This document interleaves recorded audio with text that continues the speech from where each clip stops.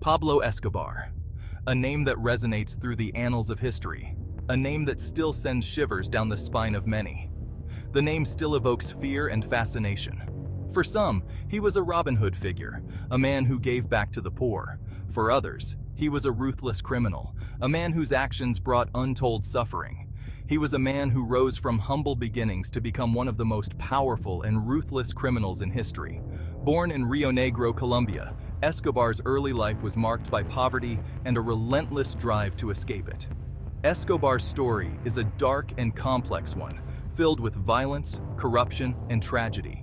His rise to power was paved with bloodshed as he eliminated rivals and bribed officials to build his empire. He left an indelible mark on Colombia and the world.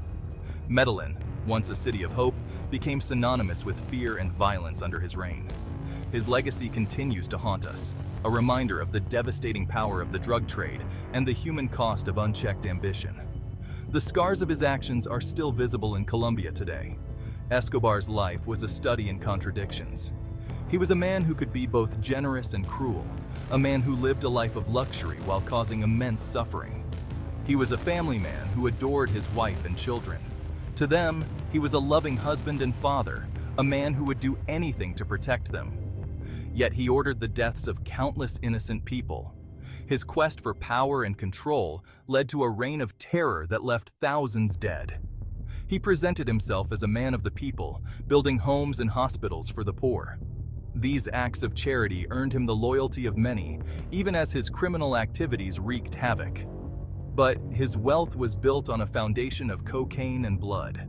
The drug trade brought him immense wealth, but it also brought violence and destruction. This essay will delve into the dark world of Pablo Escobar, exploring his rise and fall and the impact he had on Colombian society. We will examine the duality of his legacy, the man who was both a hero and a villain. It is a story of ambition, greed, and the human capacity for both great good and terrible evil. Through his life, we see the extremes of human nature, the capacity for both compassion and cruelty. Pablo Escobar was born in 1949 in the city of Medellin, Colombia. He grew up in poverty, surrounded by the violence and inequality that plagued his country. Escobar was ambitious and cunning from a young age. He started his criminal career small, stealing tombstones and selling contraband cigarettes. He quickly graduated to more serious crimes, including car theft and kidnapping. Escobar's ruthlessness and ambition set him apart. He was not content with petty crime, he craved power and wealth. The burgeoning cocaine trade provided the perfect opportunity. In the 1970s, demand for cocaine exploded in the United States. Colombia, with its ideal climate and existing drug trafficking infrastructure, became a major supplier. Escobar saw this as his chance for unimaginable wealth. He entered the cocaine trade with a vengeance, using his intelligence and ruthlessness to climb to the top. He established smuggling routes, bought planes, and built clandestine labs. Escobar quickly amassed a fortune, becoming one of the first major cocaine kingpins. His wealth brought him power, influence, and a dangerous reputation. Escobar, along with other powerful traffickers, formed the Medellin cartel. This cartel controlled the majority of the world's cocaine supply. They operated with impunity, bribing officials and terrorizing anyone who dared to oppose them. The cartel's power seemed absolute. Escobar, known as El Patron, became a legend. He was feared and admired, a symbol of wealth and power in a country ravaged by poverty and inequality. But his empire was built on a foundation of violence and corruption. It would not last forever. Section 5. A Kingpin's Grip. At the height of his power, Escobar was one of the richest men in the world. His wealth was estimated to be in the billions. He owned lavish estates, a private zoo, and even his own army of assassins. Escobar's word was law. He controlled politicians, judges, and the police. Those who defied him met with swift and brutal retribution. Judges and journalists were assassinated. Politicians were threatened. Escobar's reign of terror had plunged Colombia into a nightmare. Section 6. Blood on the coca leaves. Escobar's ambition knew no bounds. He declared war on the Colombian government, aiming to force them to negotiate with him. Car bombs exploded in city streets. Politicians and police officers were targeted for assassination. The violence escalated to unimaginable levels. Innocent people were caught in the crossfire. Thousands died. Victims of Escobar's insatiable greed and lust for power, Colombia was on the brink. Section 7. The Robin Hood image. Despite the terror he inflicted, Escobar cultivated a public image as a man of the people. He was often seen mingling with the locals, shaking hands, and listening to their concerns. He built houses for the poor, funded schools, and provided essential services that the government failed to deliver. Escobar even had soccer fields constructed in impoverished neighborhoods, giving children a place to play and dream.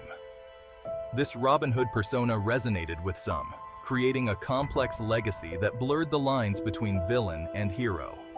Particularly those who benefited from his largesse, they saw him as a savior in a time of need. They saw him as a champion of the downtrodden, a man who stood up for the poor and marginalized. To them, he was a symbol of hope in a country plagued by inequality and corruption, a beacon of light in dark times. However, Escobar's philanthropy was a calculated tactic to maintain his grip on power. His generosity was not purely altruistic. It was a way to buy loyalty and deflect attention from his brutality.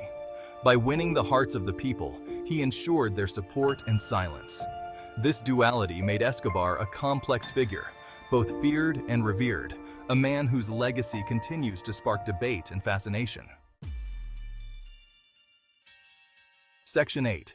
Colombia's Long Nightmare. The Colombian government, under immense pressure from the United States, finally launched a full-scale offensive against Escobar and the Medellin cartel. A special police unit, trained by U.S. Special Forces, hunted him relentlessly. The country was locked in a bloody conflict. Escobar, once seemingly invincible, was now on the run. His empire was crumbling. The violence he had unleashed was now threatening to consume him. Section 9. The walls close in. As the net closed in, Escobar became increasingly desperate. He was betrayed by former allies, his organization weakened by constant pressure. He was forced into hiding, separated from his family. The man who once lived in luxury was now a fugitive.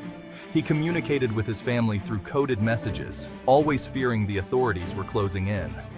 Escobar's days of power were over. His life had become a frantic race against time. Section 10. Escobar's legacy, scarred but enduring. On December 2, 1993, Pablo Escobar was killed in a shootout with Colombian authorities in Medellin. His death was a significant moment in Colombia's history, marking the fall of one of the most notorious drug lords the world has ever known. He was 44 years old. Despite his relatively young age, Escobar had already left an indelible mark on Colombia and the world. His death marked the end of an era, but the scars of his reign of terror remain. The violence and corruption that he propagated left deep wounds in the fabric of Colombian society. Colombia still grapples with the legacy of Escobar and the drug trade he helped create. The shadow of his empire continues to loom large, affecting the lives of countless individuals and shaping the nation's policies and international relations. His story serves as a cautionary tale about the dangers of unchecked ambition and the devastating human cost of the drug war. The relentless pursuit of power and wealth through illegal means brought untold suffering to many.